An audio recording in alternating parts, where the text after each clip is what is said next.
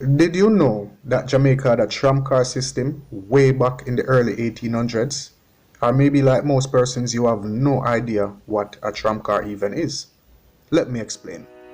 A tramcar is a rail vehicle that runs on tracks along public urban streets and sometimes also on their separate right-of-way.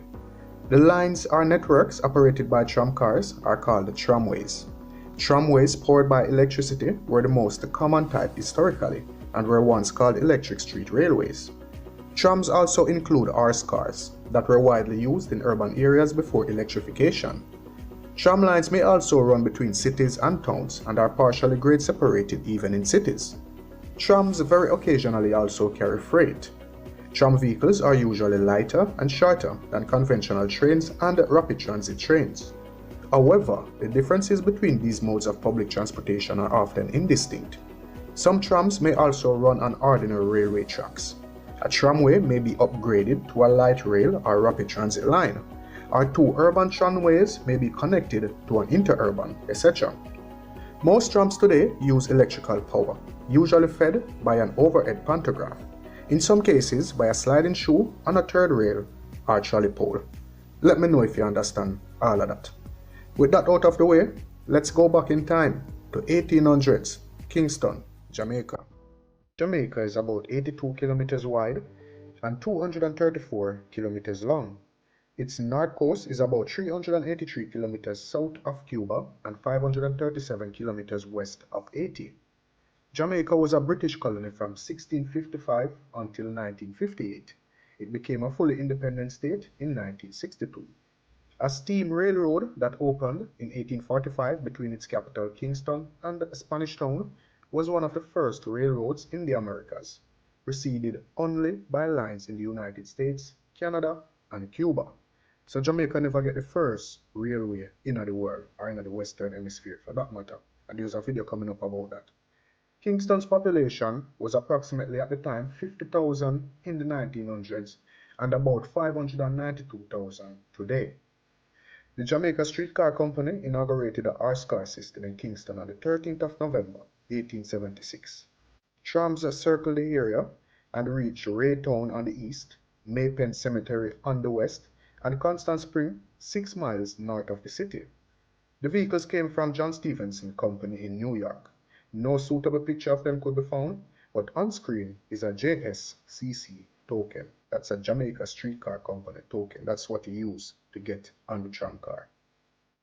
West India Electric Company, registered in Canada, purchased the Horse Tramway on the 4th of December 1897 and began electrification. WIEC's president was an officer of the Montreal Street Railway Company, which seems to have supplied Kingston's first 30 electric trams. They were similar, but not identical, to open cars that ran in Montreal in the 1890s. Kingston's first electric line from the tram depot on Orange Street to the foot of King Street was inaugurated on the 31st of March, 1899. The image on screen shows a similar view on Orange Street at Victoria Garden, also known as the Parade and today called William Grant Park. Electric trams bore even numbers like 10, 12, 14, etc. Track gauge was 56.5 inches, operation was left-hand and two-way streets. Jubilee Market was opposite the northwest corner of Victoria Garden. Tram routes were identified by colored lights and destination boards on the ends and sides of the roof, as in Montreal. This tram on screen is signed Halfway Tree and Hope Gardens. West Indies Electrical Company's trams did a good business bringing produce from rural areas to the city's markets. Extra cars were placed on the Constant Spring and Hope Gardens lines. Trailer cars bore uneven numbers, 11, 13, etc. In the early years of the 20th century, United Fruit Company ran banana trains over WIEC tracks from Constant Spring to Jubilee Market. The cars were pulled by electric locomotives at first, but later were attached to WIEC trams. On screen is the terminus of the Rockfort Gardens line, and the photographer was facing east, like he might look out towards the cement factory. On screen is tram 34 at the terminus of the Oak Gardens line at the end of Papine Road. Note the inscription, the West India Electric Company Limited, on the side of the car. Let's see if we can zoom in on that.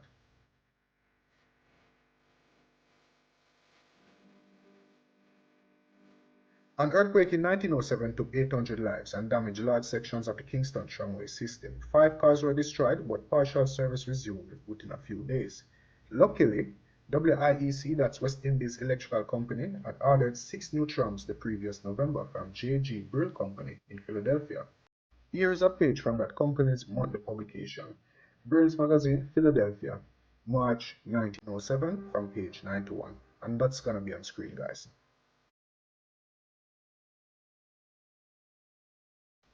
The 1920s brought new prosperity to the city and a new operator to the tramway system.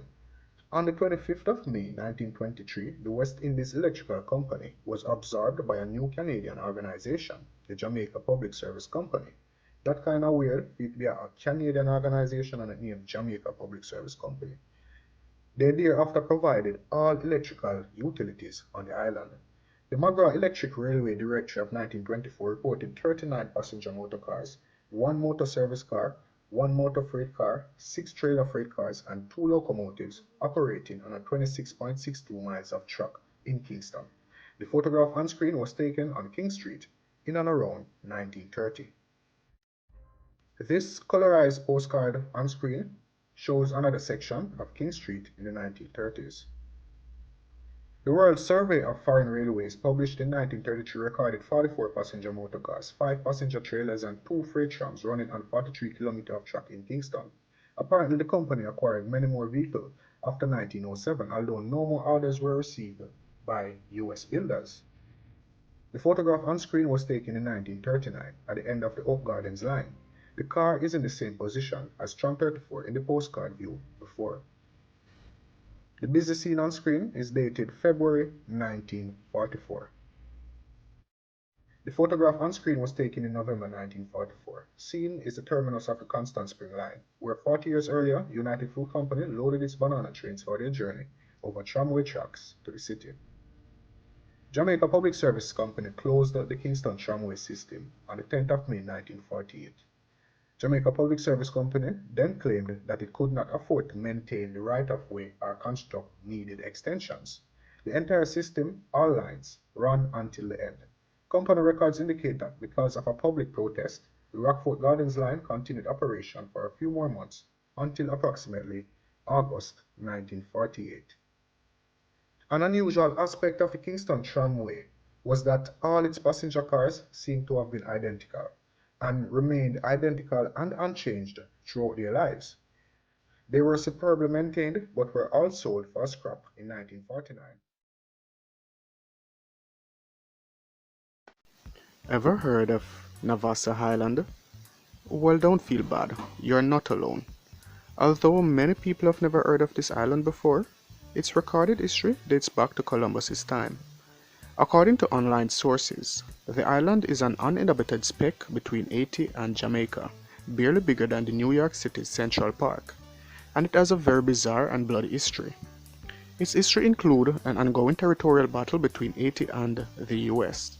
It was also the site of an 1889 rebellion of African Americans. Here are some interesting facts to know about the island. Please do note that access to this island is strictly prohibited. Those wanting to visit Navassa Island require a special use permit that must be issued by the U.S. military or the U.S. Fish and Wildlife Services. Welcome back to Elite Jamaica, the place you come to learn about Jamaica and Jamaicans. If it's your first time joining me here, consider subscribing to the channel by clicking that red subscribe button. And do remember to turn on notifications by clicking that bell icon so that you never miss any of my updates. Navassa Island is a pear-shaped piece of land. Limestone, coral, and a bit of grass is present there. Navassa Island was the first recorded in history when Christopher Columbus was stranded in Jamaica during his 4th voyage. Columbus sent some of his crew members to Hispaniola, now Haiti and the Dominican Republic, to seek assistance. It is said that while on their way there, they saw Navassa Island. They called it Navassa, derived from the word Nava, or plain field. For about 350 years after Columbus's voyage, the island was not heard of again, until 1801 when Haiti claimed the sovereignty over the island by way of the country's constitution. Americans also claimed sovereignty of the island, citing Peter Duncan, a sea captain who in 1857 claimed the island as belonging to the United States by way of the Guano Act. Haiti protested the annexation of Navassa Island, but the US rejected the Haitian claim. Given that the island was uninhabited for large parts of its recorded history, it was saturated with the excrement of seabirds, which later formed the guano phosphate, which was deemed a superior organic fertilizer that became a mainstay of American agriculture. An American guano businessman living in Jamaica began selling the guano phosphate found on Navassa Island to the Navassa Phosphate Company of Baltimore. The Baltimore Company established the settlements on the island for the purpose of mining in 1865, bringing 140 African Americans to the island as contract laborers, where they set up barrack housing for the blacks as well as houses for their white supervisors. Poor working conditions on the island for African Americans resulted in the Rebellion of 1889, in which 5 white supervisors died. 18 black men were charged with the murders. The case was brought to the U.S. Supreme Court in October 1890. That's the case Jones versus the United States, where the men were found guilty and sentenced to execution. From 1865 to 1901, it is estimated that 1,000,000 tons of guano were removed from the island. Navassa Island was abandoned again until the opening of the Panama Canal. In 1913, the U.S. Congress provided funds to build a lighthouse on Navassa to safeguard the island due to an increased number of ships passing the area following the opening of the Panama Canal. A 46-meter tall lighthouse was built in 1917 on the southern side of the island. Since World War II, amateur radio operators have frequently used the island to broadcast. There have been several scientific explorations to the island by U.S. universities. There is also a private claim that on the island by Californian businessman Bill Warren, who expressed an interest in the island in 1996. Although the island is uninhabited, Asian fishermen and others camp out on the island.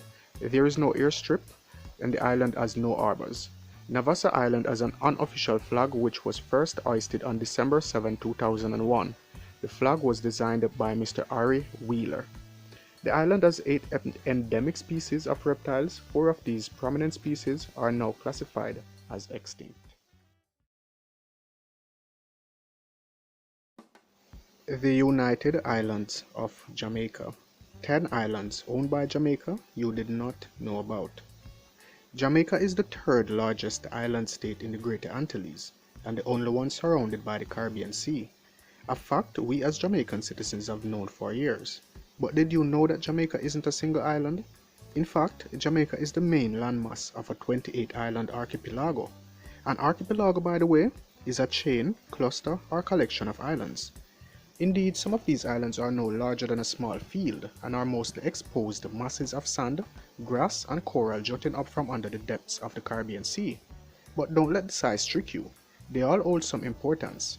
There are several that are temporary habitats for migrating species of birds, fish, and sea mammals that enter our own warm Jamaican shores. According to relevant provisions of the 1982 United Nations Convention on the Law of the Sea into our own domestic law, the Exclusive Economic Zone Act and the Maritime Areas Act came into force in 1991 and 1996 respectively. In accordance to these acts, an imaginary boundary extends some 200 miles outward from land, all of which belong to the country. This archipelagic baseline basically is an imaginary line which circles all the islands and drying reefs that comprise the archipelago of Jamaica.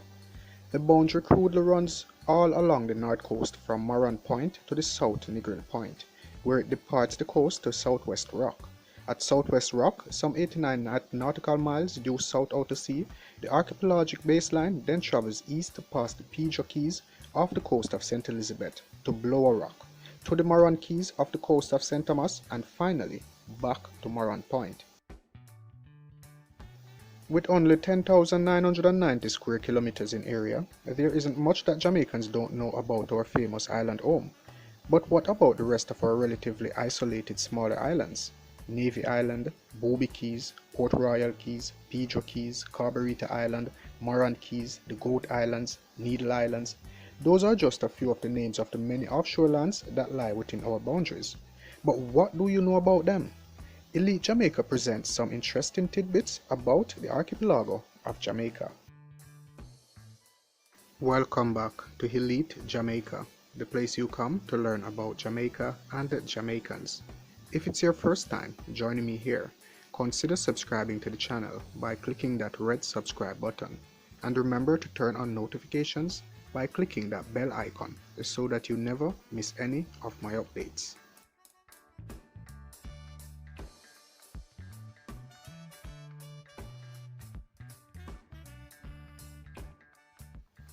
Number 10. Sandals Key, formerly called Kokomo Island. Sandals Key is part of the privately owned Sandals Royal Caribbean All-Inclusive Resort in Montego Bay. It is 2 to 5 acres wide, and according to the Sandals Royal Caribbean website, the only amenities on the island are a Thai restaurant, a swimming pool, a jacuzzi, a bar, and a secluded beach.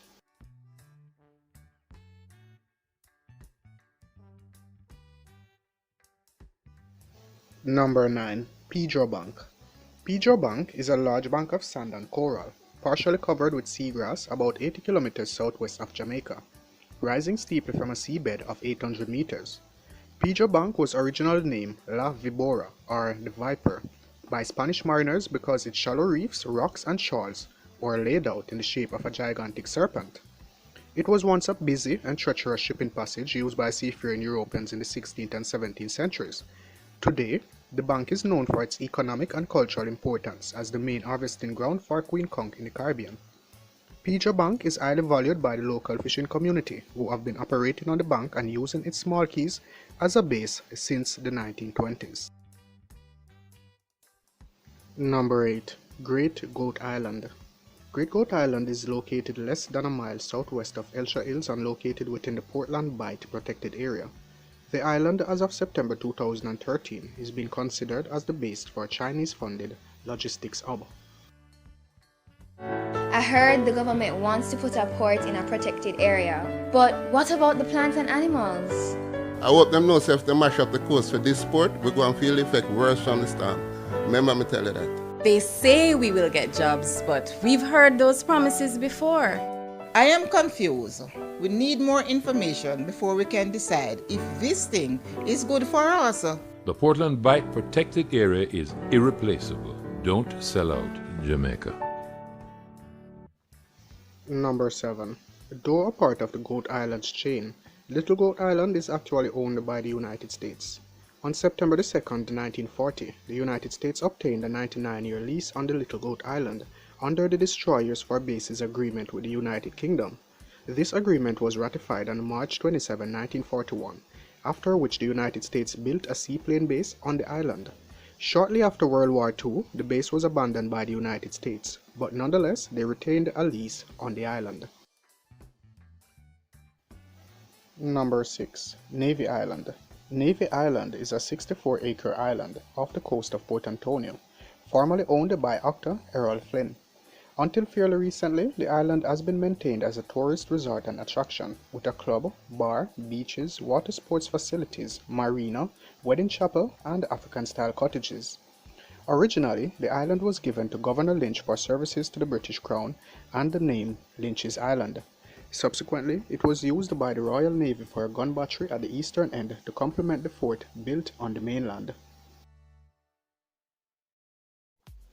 Number 5. The Port Royal Keys. The Port Royal Keys are a small group of uninhabited islands off the coast of Port Royal in Kingston. The 8 islands are arranged in the shape of an atoll, with a diameter between 4 and 5 km and a total area of 12 km squared. Gun Key, the northernmost, is only 400 meters from the Jamaica mainland. The main key is Lime Key on the northeastern rim. Lime Key measures 380 meters northwest to southeast and is around 80 meters wide, measuring 2 hectares in area. About half of the island is wooded with dense shrubbery, while the rest is sand and coral. On the western beach is a wooden hut. Number 4. The Morant Keys. The Morant Keys are an offshore island chain 81 kilometers south-southeast of Morant Point in St. Thomas. In fact, the Keys are one of the two offshore island groups belonging to Jamaica, the other being Pedro Keys, and consist of 4 small islets grouped closer together along the southeasternmost edge. The largest island, Morant Bank, is a relatively extensive crescent-shaped bank of coral, 7 kilometers long, rising from 1,000 meters below sea level. Morant Bank has an approximate area of about 100 kilometers squared, with the aggregate land area of the 4 keys being roughly 39.5 acres. The keys are mostly uninhabited, but seasonally visited by fishermen and fronted by highly exposed reefs over which the sea constantly breaks. The islands have sparse vegetation and are a seabird rookery and a turtle nesting area. Annexed in 1862 by the United Kingdom, the Morant Keys were added to Jamaica in 1882. Number 3. Pigeon Island. Pigeon Island is one of the prized gems along Jamaica's south coast, able to be seen and accessible from Mitchellstown, Clarendon, and Moorspen in St. Catherine. Pigeon Island is prized for its powdery white sands and best known for its snorkeling possibilities. The island also has a prolific reef ecosystem, teeming with fish, turtles, and even the blacktip reef shark. It is a favorite among members of the Royal Jamaica Yacht Club, which has hosted multiple beach parties near the island. Number 2. The Santa Maria Island. The Santa Maria Island is a small landmass located off the coast of Archipelago in St. Mary. Frequently visited by the local fishing community, the estimated elevation above sea level is 4 meters. Number 1. Emerald Island is another very prized landmass off the coast of St. Thomas, just close to 3 kilometers from Bowden Bay in the parish. The island's reefs have been a successful habitat for many species of fish, turtles, and crustaceans, and as such is worth its weight in gold by fishermen. Emerald Island is also a mecca for angling enthusiasts from North America and has been named one of the best fishing and outdoor experiences this side of the Western Hemisphere.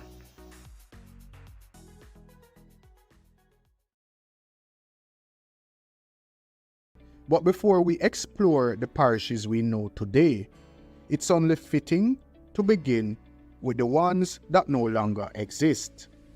These former parishes have stories that are not just about shifting borders and governance. They also represent the colonial systems that shaped our island's early years. Understanding these forgotten parishes is key to grasping how Jamaica's geography and society were molded by British rule, including the harsh realities of slavery and control over the African population. If you find videos like these interesting or informative, please give this video a thumbs up.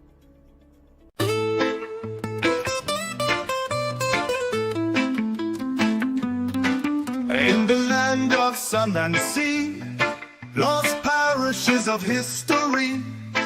They were here, but now they're gone. Their spirit lingers on and on. From St. Dorothy to Mecca, old maps tell they made us laugh.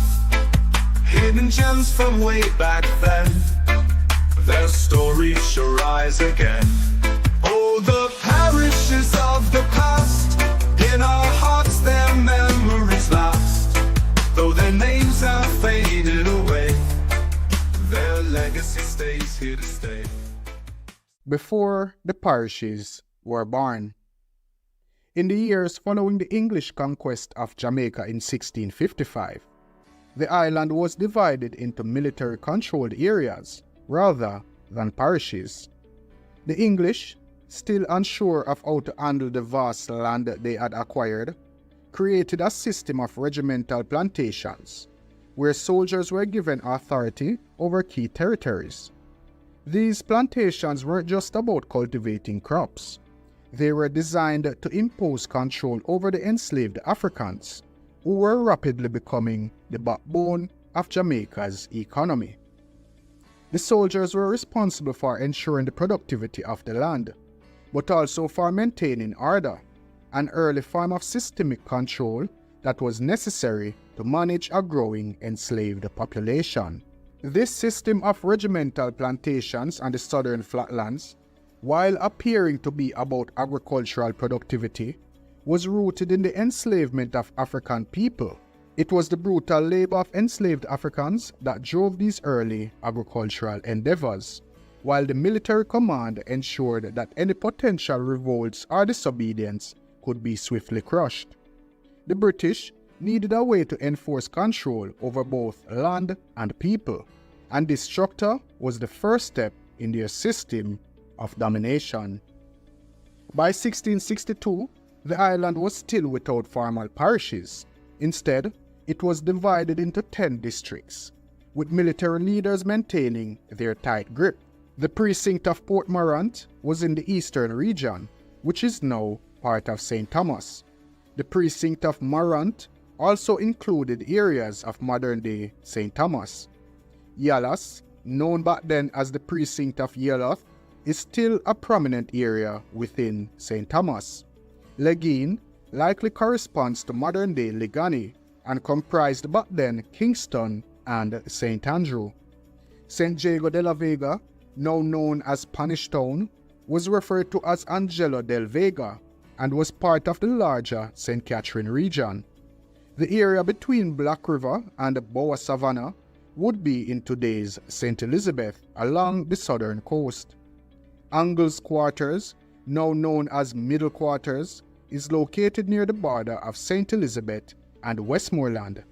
Macaria and Quatabecca, known today as Quatiboko, were part of an area with several plantations likely around modern-day Clarendon.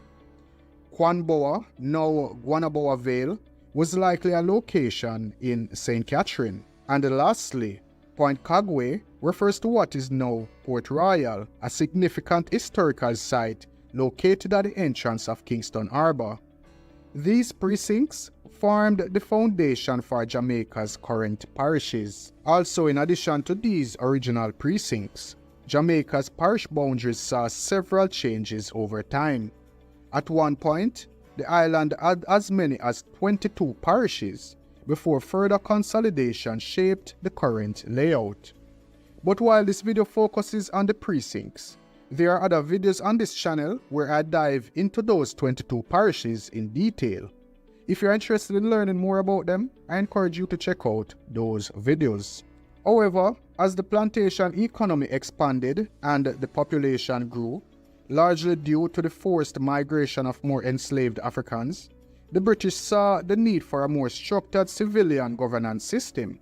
Colonists like Luke Stokes and Thomas Muddyford arrived, bringing settlers from other English colonies, and this influx of Europeans meant the British needed to formalize their control over the island's vast resources and over its enslaved population.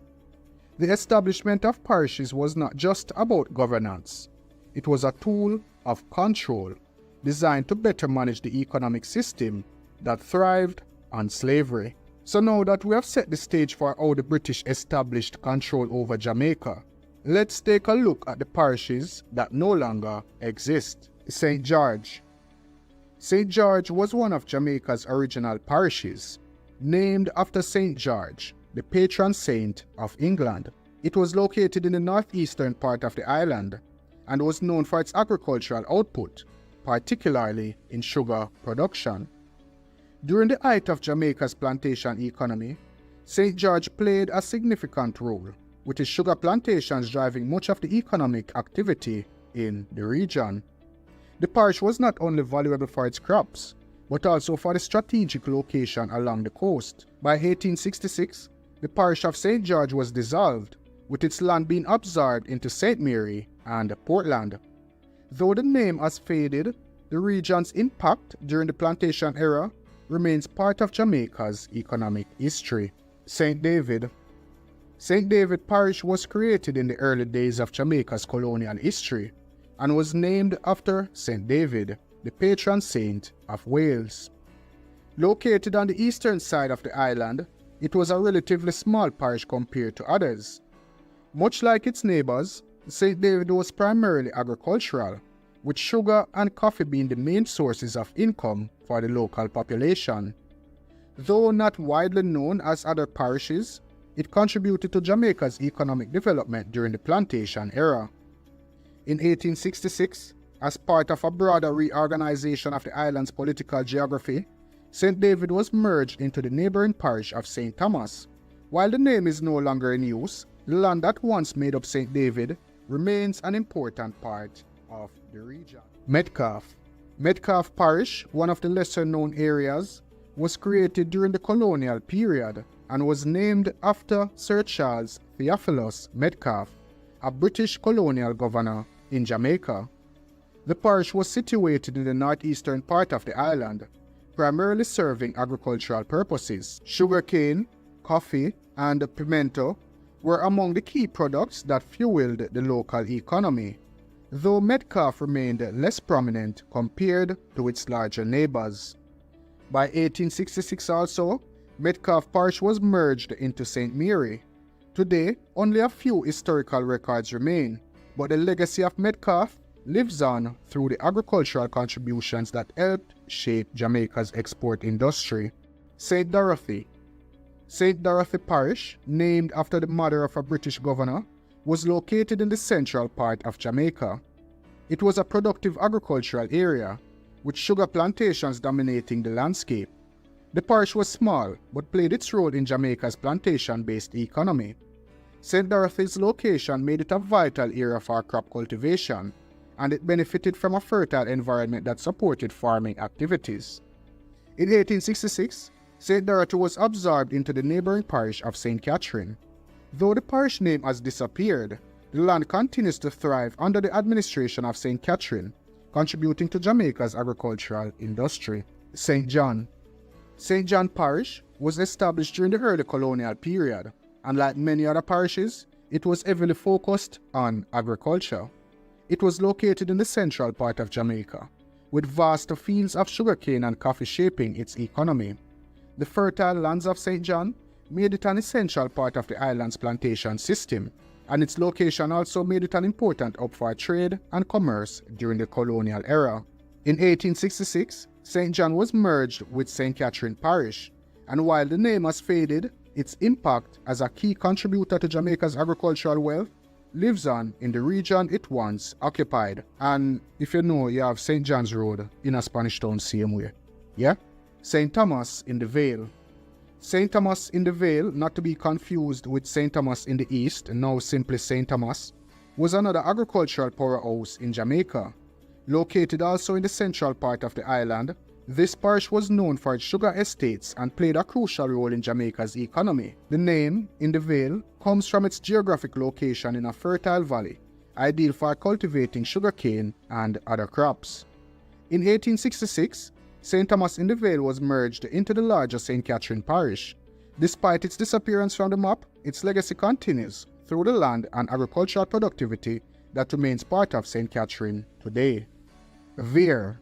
Vere Parish, located in the southern part of the island, was another key agricultural parish. It was particularly known for its production of sugar, molasses, and rum, with many large estates operating in the area. Vere was also home to a small community that contributed to the island's trade and economy during the 18th and 19th centuries.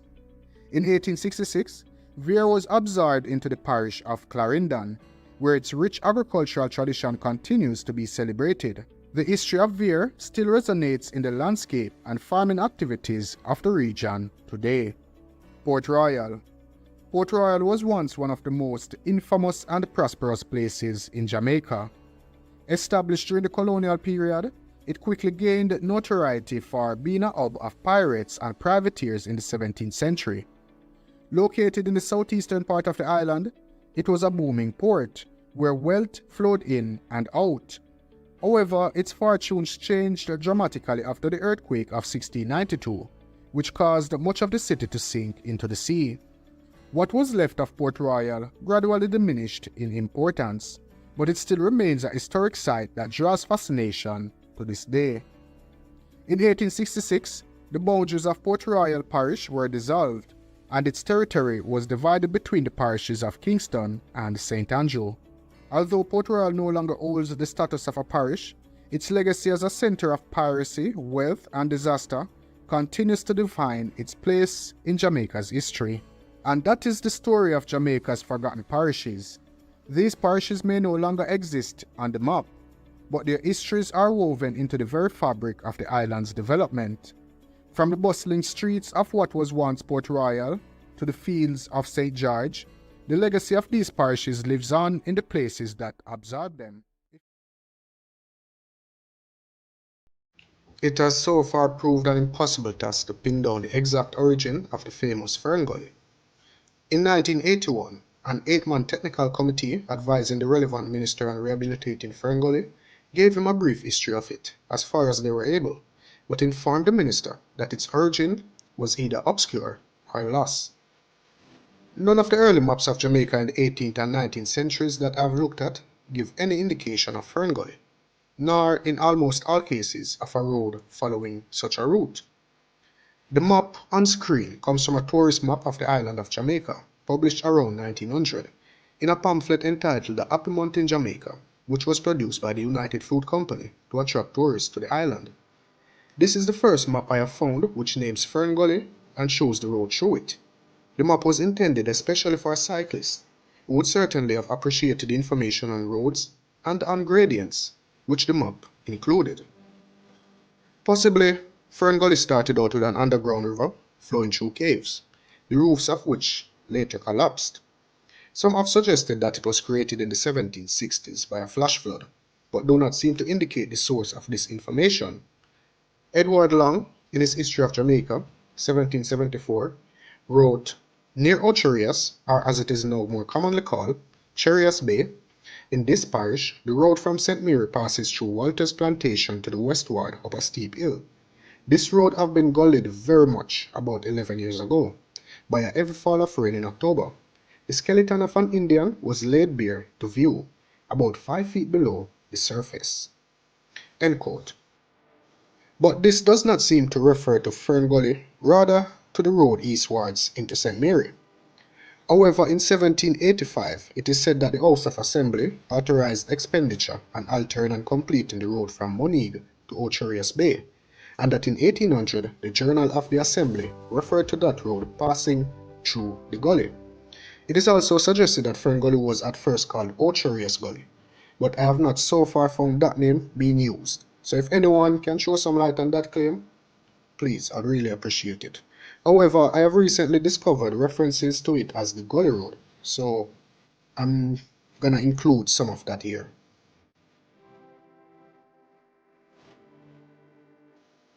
So far, the earliest usage that I've found of the name the Gully Road is in the 29 Years in the West Indies and Central Africa, a review of missionary work and adventure, 1829 to 1858, by the Reverend Hope Masterton Waddell, a famous Presbyterian missionary in Jamaica and especially West Africa. In an account of his travels in the island in 1837 to 38, he wrote, "At Ocherias I turned towards the interior, up a road which I was told would go to Goshen, where our brother Mr. Jameson, lately arrived, had settled. It was called the Gully Road, and was a strange and ancient looking way, but whether a work of art or natural formation could not be known. Its name partly describes its character. It led inwards between ranges of forest-clad hills, and was walled on both sides by continuous lines of moss-grown rock, mantled with creepers, like old ivy-clad mason work. No stream flowed there, nor was the way encumbered with loose rocks and masses of debris, and heaps of sand like an old watercourse. The surface seemed of smooth solid rock. It was a piece of antiquity, as if it had been made or discovered by the Spaniards and then forgotten. Neither man nor beast appeared for miles, nor watchman's hut, nor provision ground, nor any sign of human labor on stone or tree. Fine timbers grew untouched, or lay rotten where they fell. All was old and grey, silent and solitary. After plodding mile after mile through that gloomy and lonely avenue without seeing a living thing, or means of outlet, I began to be anxious for some escape from the defile before night. At length, the way brightened, the hills opened, the summit was reached. Human habitations were discovered, and by various true unusual paths, I gained my destination. I had been misguided in taking that way. The right one, called the Barcadia Road, led from Frankfort Wharf, where I had spent the night with the watchman 2 years before, up the sides of the mountains and through the magnificent scenery of the White River, with which I had the pleasure at a later period of making a delightful acquaintance." End quote. It is clear from this excerpt that the name Gully Road was well established, but also that ferns were not apparently particularly notable in its vegetation. At least the writer did not mention seeing them in the gloomy and lonely avenue. The Reverend Mr. Waddell seemed in fact somewhat put out that he had been misdirected to this unattractive route, rather than the more magnificent scenery of the White River, which would have taken him directly to Goshen. It would be good to find some earlier references to the Gully Road, which was certainly not noted by Lady Nugent in March 1802 when she passed through St. Ann, by the coast road which she described as frightful, so narrow and rocky, and the precipices dreadful. Who else described the Gully Road in the first 4 decades of the 19th century? It also seems that the planting of ferns along the Gully Road, if it was ever done deliberately, must have happened in the 3 decades between Waddell's time and the early 1870s, when it was the ferniest gully one visitor had ever seen. We'll get to that. Just recently, while tracking down another topic in 19th century Jamaica, I came across a reference to Moncrief Gully in an account written by an anonymous visitor to Jamaica, presumably around 1860.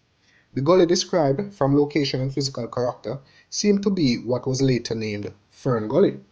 So far, the only other use of this name that I've found is in a volume of the Manual of Conchology, Study of Mollusk Shells. That's in 1904 on page 10, about a shell found in Jamaica, Moncrief Gully, parish of St. Ann. It will be interesting to find out if anyone has references to the gully under this name. Here from the Dublin University magazine, June 1861, the column Scene and Customs in the West Indies, Jamaica. Descending the northern face of Mount Diablo, we soon entered a district, the scenery of which again was quite unlike what we had ever expected to see. We entered the wonderful volcanic fissure of ravine extending for 2 miles northwards called Moncrief Gully. Though the sun was still powerful, its influence did not penetrate those deep shades. The gully is just wide enough to allow 2 carriages to pass, while the rocks on either side tower abruptly to the height in some places of about 300 feet, but so dense is the foliage that it is only occasionally that the rock itself is detected.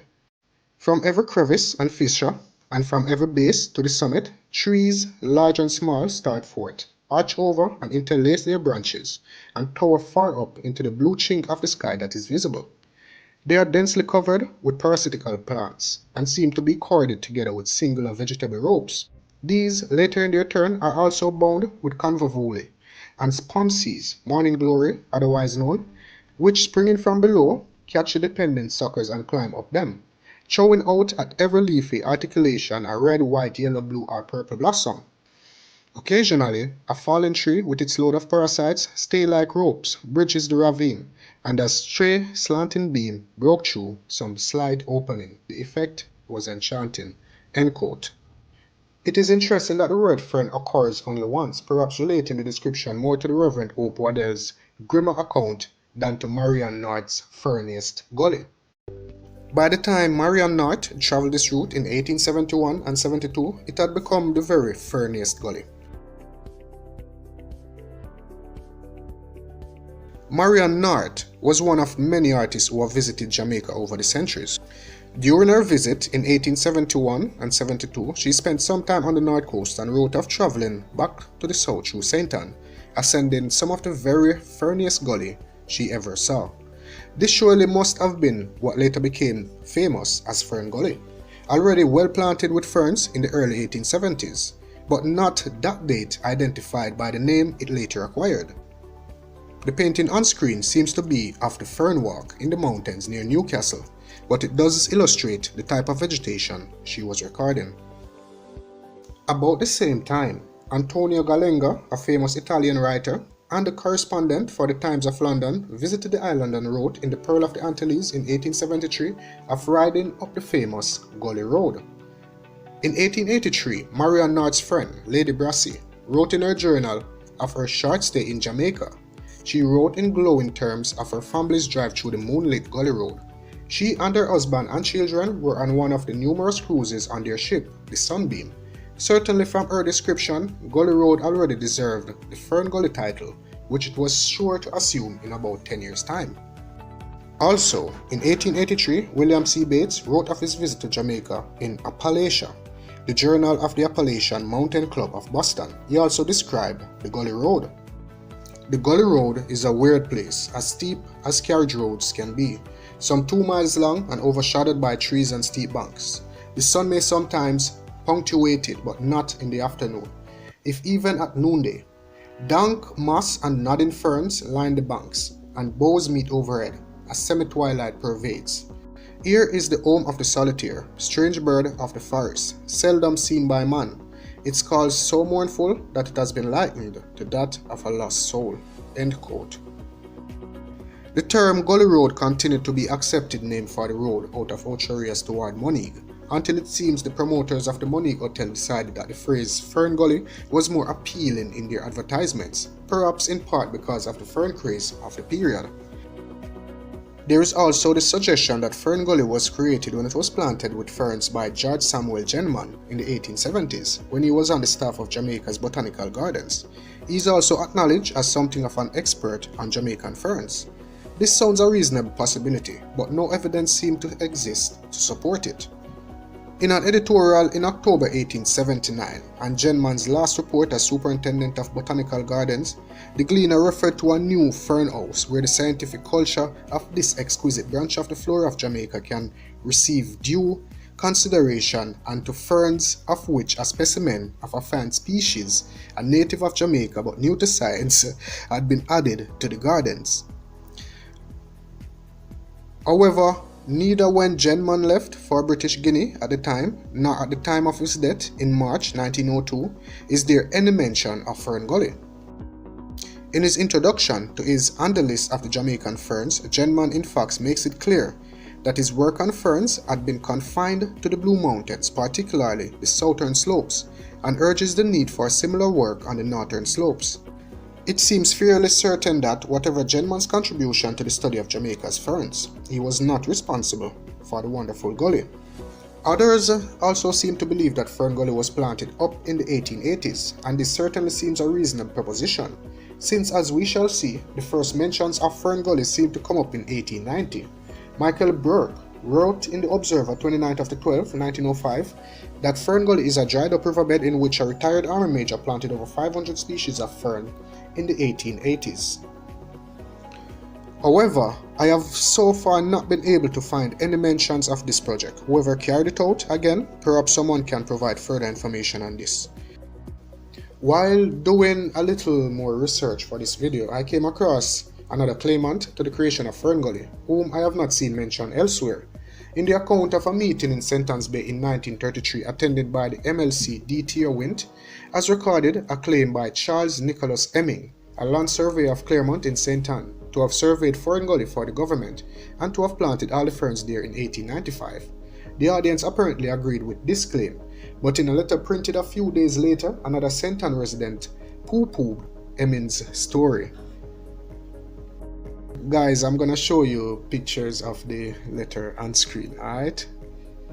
Really hope there will be other comments on the matter, but so far I've not found any. Hemming was indeed a surveyor from 1896 and could possibly have been involved in some program of rehabilitation of the Gully, a forerunner of many later. Indeed, a public works report for 1895 and 1896 referred to the improvement of the drainage of the Fern Gully Road. But Fern Gully certainly existed before 1895, referred to, though not by name, by the governor, Sir Henry Blake, in 1890, and constantly mentioned in advertisements for the Monique Hotel. So far now, that is where the search for the beginnings of Fern Gully must stand. It will be great if someone can come up with further information on this topic. Guys, the research is not finished. This is not the official video, but I really did want to share all of this with you guys. If you found this topic interesting and informative, please do let me know in the comment section down below. Remember to give the video a thumbs up, and links will be on screen. Our links will be in the description if you want to support Elite Jamaica or if you want to help me with my GoFundMe. Alright guys, y'all stay blessed. Have a wonderful day.